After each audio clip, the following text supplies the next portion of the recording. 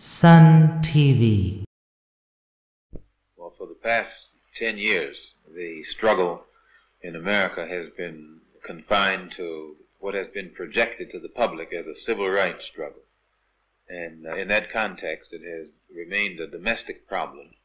It has remained within the jurisdiction of the United States. And as such, it has been impossible for the Afro-Americans or American Negroes to try and enlist the support of other dark-skinned people who are being oppressed the world over in that struggle.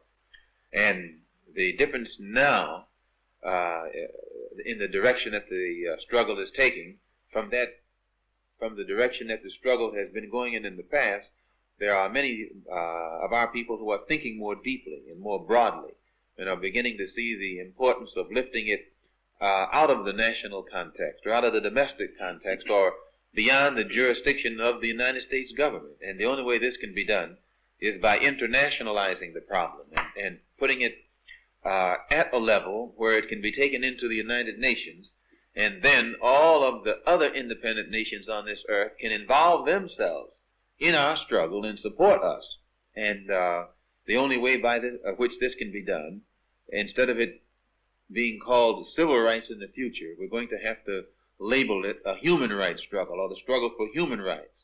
And as such, we can then take it into the United Nations through the avenues that have been set up by the United Nations Commission on Human Rights.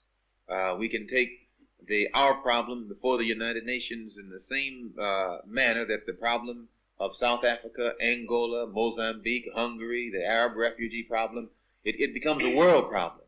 And as a world problem, then the Afro-American or the so-called Negroes people results, because it's not left up to the one who's responsible for it anymore, but it's put at a level where the whole can see that our plight is wrong. It stood in our path in the past. It also makes a difference in the leadership. Those who have been posing as leaders of our people in America in the past, they can pose on this local stage where Uncle Sam is the master of the show and can prop them up and make them look good or make them look better than they actually are by giving them token gains and building them up an image. But when they step onto the international stage or the world stage, then Uncle Sam can't prop them up anymore.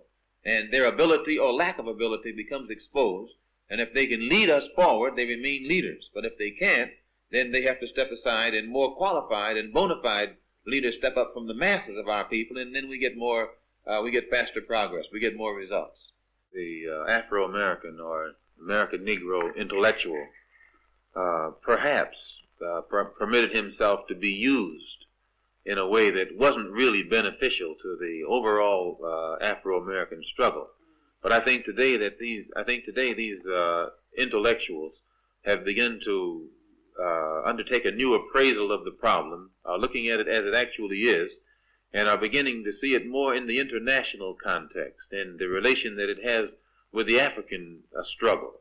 And the African intellectual is beginning to look at the problem in the African context and see that what might be good in one country, in order for it to be used in another country, has to be rearranged. You take African socialism. Many of the African intellectuals that have analyzed the approach of socialism are beginning to see where the African has to use a form of socialism that fits into the African context, whereas the form that is used in a European country might be good for that particular European country.